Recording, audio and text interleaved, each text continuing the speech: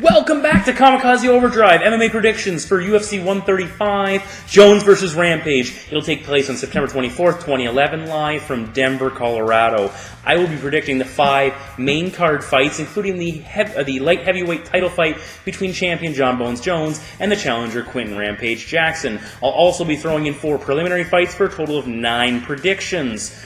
Checking quickly in on the YouTube predictors race. Unfortunately, one of the competitors dropped out. We're down to 6. We'd like to add a 7th person, so if someone out there has done a couple of videos for the Strikeforce event and the Shields Ellenberger event, let us know how you did, and we can add you in. But currently, Kamikaze Overdrive is sitting on top after 6 correct predictions at the Strikeforce event. The graphics should be updated. The race should be updated coming out of Shields Ellenberger by the time I produce this video. The event actually hasn't taken place yet, but by the time I put everything together, it will have taken place, so we'll see how I did. 6 more predictions at that show. Before getting into my predictions, I'd just like to talk quickly about SportsCenter Action again providing excellent options for betting. Check out the link in the description below. You can get a sign-up bonus, and a little bit goes towards Kamikaze Overdrive MMA predictions. When you do that, much appreciated. And as always, feel free to comment on my videos, comment on my rankings, anything else you have to say. Let's try and make it intelligent. I know there's people out there who just love posting stuff that's just a waste of time and space. But, whatever. I look forward to hearing every single one of you, so on that note, let's get to my preliminary picks. Alright, let's get into the preliminary predictions. These first 2 predictions I anticipate we'll see on Facebook, and we're going to kick it off in the bantamweight division as Takeya Mizugaki takes on Cole Escovedo. The way I look at it here is Mizugaki's coming off a loss against Brian Bowles. Both these guys, their loss totals are getting up there. Mizugaki a few less. Escovedo, I believe he's around 7. And with Mizugaki, he always seems to get in there, and he does well until he walks into one of the elite fighters of the division, like a Uriah Faber or a Brian Bowles. And on that, I think this is a good spot for Mizugaki to pick up the victory. Escovedo's a tough kid, but I'm going to take Takeya Mizugaki to grind out a decision victory in this fight over Cole Escovedo. Next, we jump to the light heavyweight division. Ricardo Romero versus James Tahuna. James Tahuna in his last bout, he looked very good against Alexander Gustafsson. Took him down, was controlling him, but he gassed and eventually got submitted. Well, Ricardo Romero got knocked out in 21 seconds by Kyle Kingsbury, just absolutely obliterated by Kingsbury.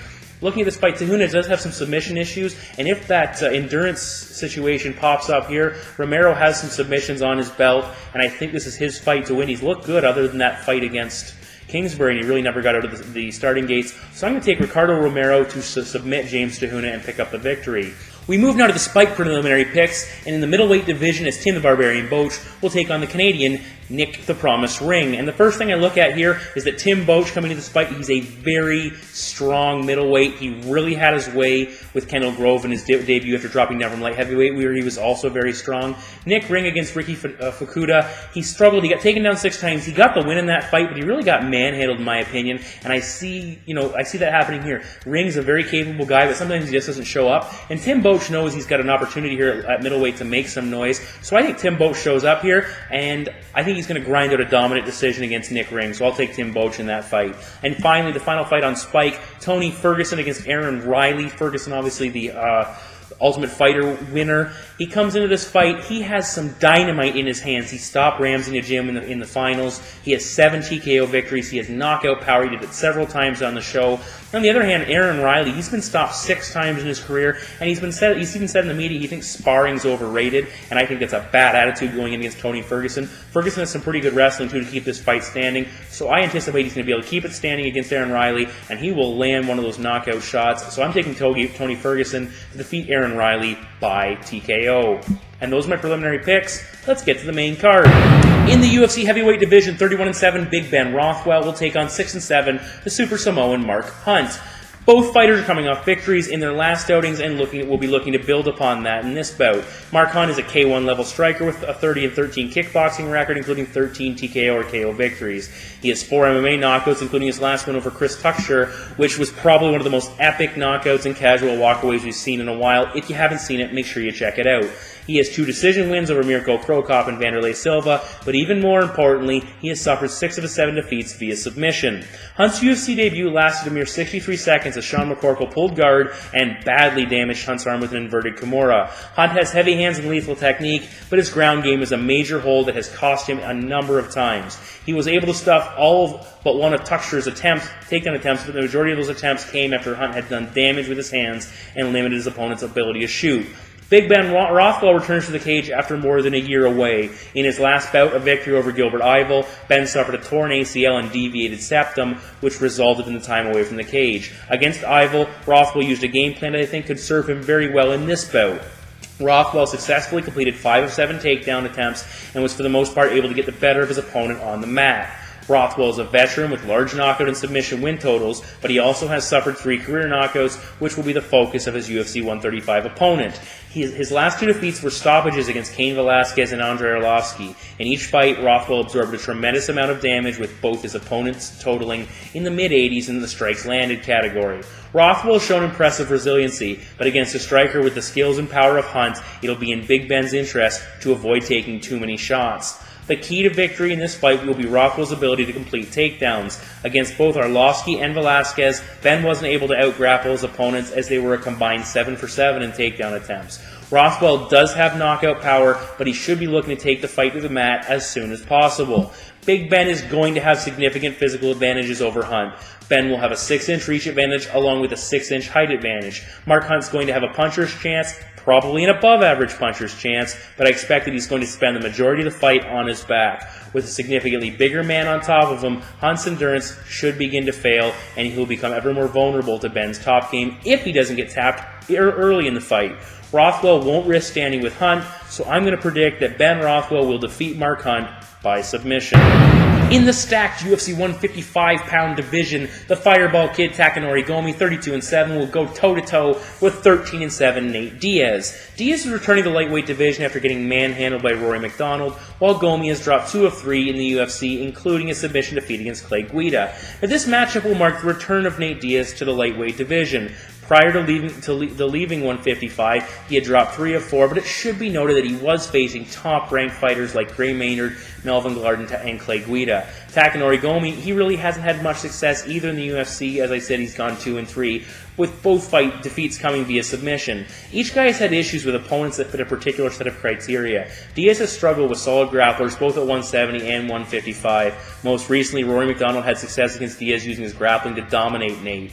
Diaz is good off his back. He's a BJJ brown belt under Cesar Gracie with a number of submission wins, but his Achilles heel has always been strong wrestlers. Gomi, on the other hand, has had issues with technical strikers and talented submission fighters. Gomi is a power puncher, and he has 12 career knockouts, but against Kenny Florian, he got picked apart by Florian's speed, reach advantage, and technical approach. Kenny used a sharp jab to keep Gomi on the outside, and when Gomi attempted to counter-strike, he ended up swinging and missing. At the end of that fight, Gomi landed 20 of 116 attempted strikes, while in a similar outcome, Diaz defeated Marcus Davis, and Davis had issues as well, only landing 61 of 213 punches. What I see in these 2 fights is that Diaz was able to exploit his reach and control his opponent, and Gomi struggled with similar issues.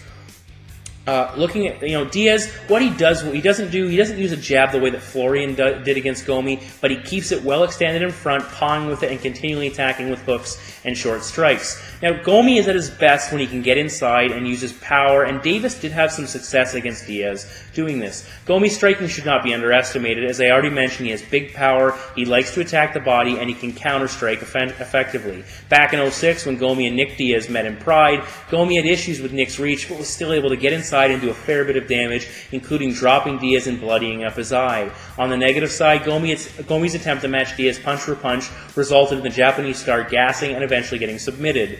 Even when Gomi took on Clay Guida, he had a lot of trouble timing the erratic movement of Guida, which resulted in him landing a paltry 14 of 81 strikes and eventually getting taken down, controlled, and submitted.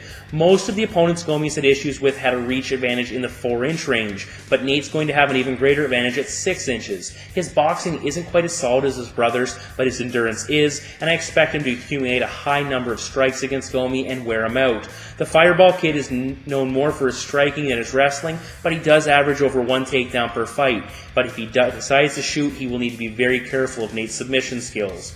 I like to put my money on the guy that has more opportunities to win, and in this case, it's Nate Diaz. He will land more strikes than Gomi, and if the fight goes to the mat, he should be in control, while Gomi's going to need the flash knockout to pick up the victory. So my prediction is Nate Diaz to defeat Takanori Gomi by submission. Returning to the heavyweights, 11-0-1 Travis Hoppa Brown will take on 15-5-1 Rob the Bear Brodin.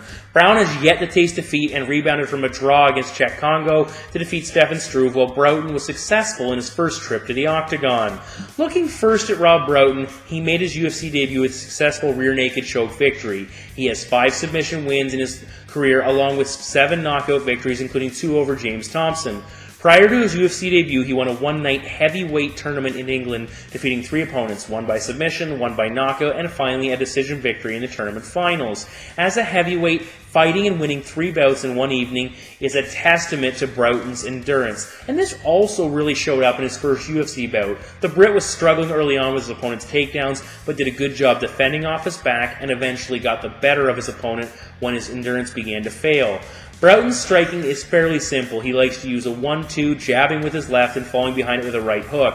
The majority of his punches are swinging hooks. He does have pretty good low kicks, and in the third round of his last fight, he really opened up and showed some decent footwork and power in the third frame. His takedown defense, though, could be his undoing, as his last opponent was able to put Rob on his back with relative ease. Now, Travis Brown has devastating knockout power, and he showed it against Stefan Struve. He has 9 career stoppages, including knocking out 6 of his last 7 opponents. For a big man, Brown is incredibly light on his feet. He has heavy leg kicks and uses straight punches. He is relaxed and calm in the cage, attacking in short bursts. He stopped Struve with a perfectly timed Superman punch, landing flush on his opponent's chin as he came forward. Prior to the knockout, Brown used a body lock to take Struve down, and in his UFC debut, he used vicious ground and pound to stop James McSweeney when that fight hit the mat. My biggest concern with Brown was his endurance. Prior to the Czech Congo fight, he had limited experience fighting beyond the first round. Against Congo, he won the opening round but faded in the later stages. If his endurance fails him against Brodin, we could see a repeat of the Brit's UFC debut. As for how this fight will play out, I see Brown holding too many advantages for Brodin to overcome. Brown will be bigger, faster, and is the superior striker. Brodin's best chance to win this fight will be to endure Brown's early onslaught, wait for him to get tired, and then exploit him at that point. That being said, I don't anticipate this fight going beyond the second round. In past fights, Brodin has reacted poorly when getting hit with big power, turning away and leaving himself vulnerable to further attack. Travis Brown should be able to land at will using his straight punches and reach advantage to counteract Brodin's looping hooks. On top of this, Brodin's questionable takedown D will be an issue if Brown elects to take him down, as the Hawaiian is capable of ending the fight with strikes from the top. So my prediction is Travis Brown to defeat Rob Brodin by stoppage. In the co-main event of the evening, former UFC welterweight champion 46-8 Matt Hughes will take on injury replacement 17-5 Josh Koscheck. Hughes has been out of action since November 2010 when he was knocked out by BJ Penn, while Koscheck last fought in December of the same year, where he lost a 5-round decision against the reigning welterweight champion. This bout was originally to be contested between Hughes and Diego Sanchez, but with Diego suffering an injury, Koscheck was called upon to take his place. I don't think that the change in opponent will create much of a deviation for Hughes in training, as Koscheck and Diego bring similar repertoires to the cage. Prior to the Penn matchup, Hughes had compiled a nice 3-fight winning streak that had many thinking he was back in the title picture. Against Matt Serra, he showcased his wrestling, completing 3 takedowns. Against Renzo Gracie, he put on his striking on display, chopping his opponent down with leg kicks. And in his third victory, he dropped Ricardo Almeida and finished him via submission. These 3 wins were a small-scale example of Hughes' ability to win fights in a variety of ways, as his record consists of 15 knockout wins, 20 wins by submission, and 10 victorious decisions.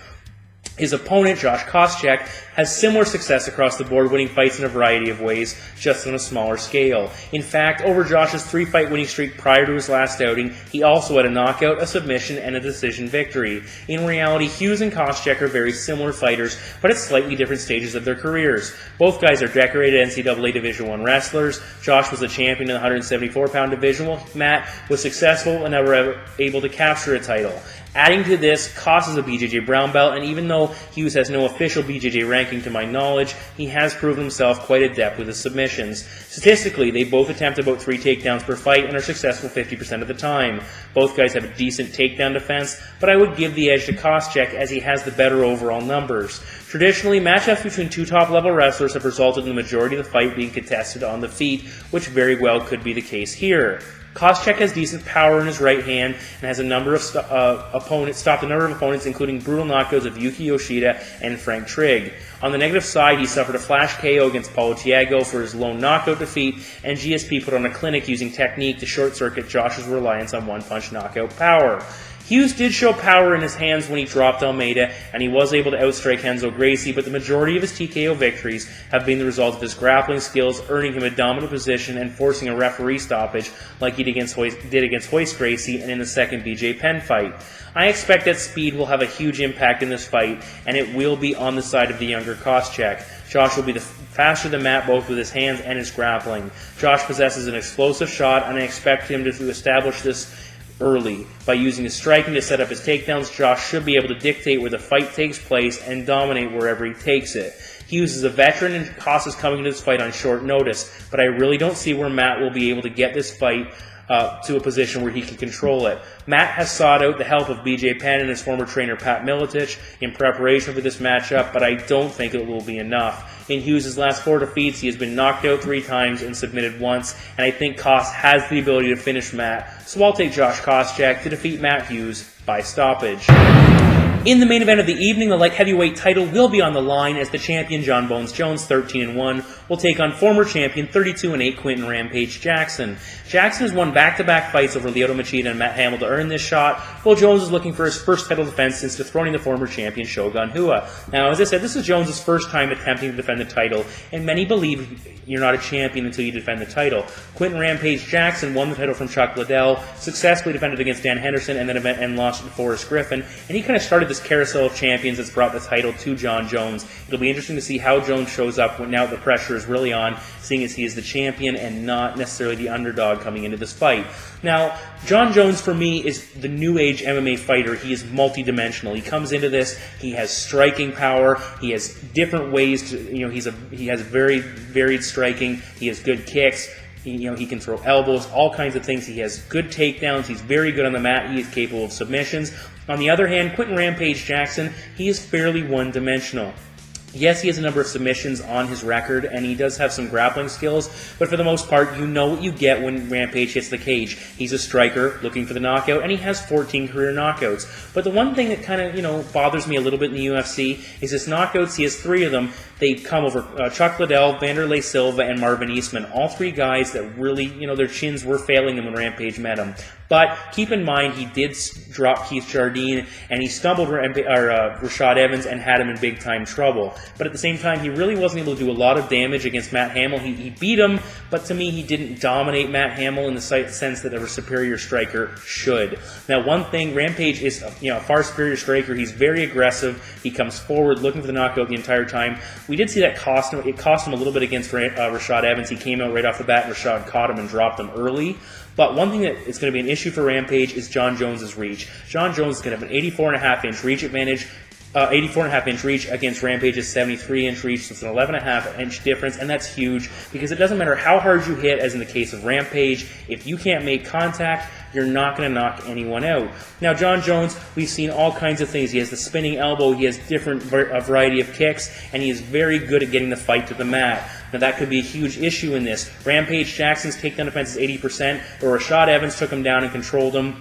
Dan Henderson had success taking him down in that fight, and even Lyoto Machida was able to take him down on one occasion and beat him up a little bit on the mat. John Jones' top game is very good. Against talented grapplers like Vladimir Matyushenko, Matt Hamill, and Ryan Bader, he was able to take them down and really control them and beat them up and finish them on the mat. Same thing against Shogun, who is a BJJ black belt. Shogun really had nothing to offer John Jones when John Jones took him down. His dropping elbows from the top are incredibly effective. He stopped Shogun by simply beating him up and humbling Shogun, beating him up on the mat and eventually finishing him on the feet.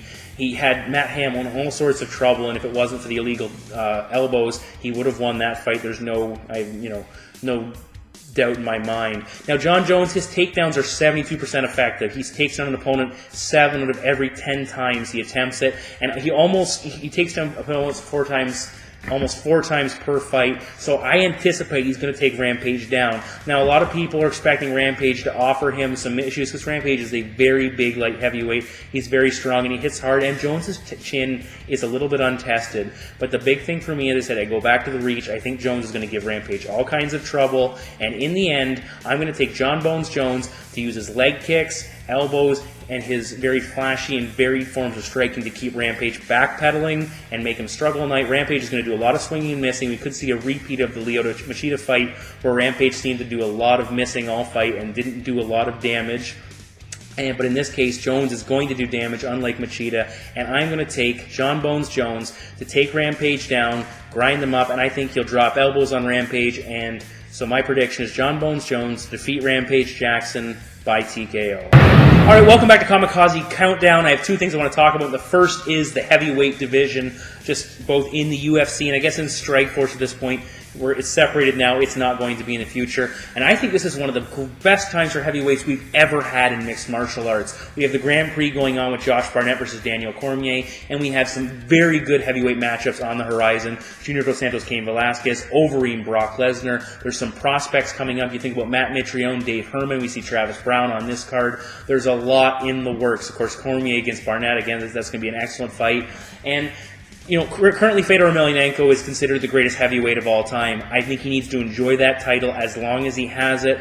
Because I think in a year or two, when we look back, if a fighter like Velasquez or Dos Santos or maybe Cormier comes out of this period as a dominant champion and beats the majority of his opponents, that person could very well be considered the greatest heavyweight of all time because the division has suddenly become very deep with a lot to offer. Secondly, Nick Diaz.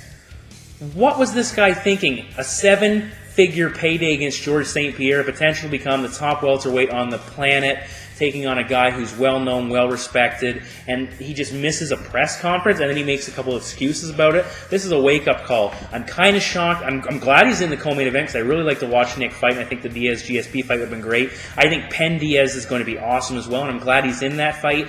But at the same time, if Diaz wins and beats BJ Penn, I can't see Dana giving him an immediate title shot. I anticipate he would get a shot against, a number 1 contenders fight against someone else. But Nick Diaz needs to give his head a shake and realize he has an opportunity to make some serious money because there's only a short window in MMA and he needs to cash in on it. And missing planes and missing press conferences is not a good excuse at this stage in his career to hang his hat on. Kamikaze Countdown. Thanks for watching. Alright, so those are my predictions for UFC 135. Again, 5 main card predictions, 4 prelims for a total of 9. Hopefully I keep my momentum going coming out of Strikeforce through the Ellenberger Shields fight and right into UFC 135. Again, check out the standings for the YouTube Predictor Contest. I'm hoping to stay on top of that as well. If you're going to bet on the event and you don't have a sports book you like already, please click on the Sports Interaction link below in the description, the video description box. Get a sign-up bonus and contribute to Kamikaze Overdrive a little bit. As always, feel free to make your comments on the rankings, on my predictions, on pretty much anything you want to do. Thank you for watching UFC 135. We've got a lot on the horizon, and I will see you back here in a very short period of time.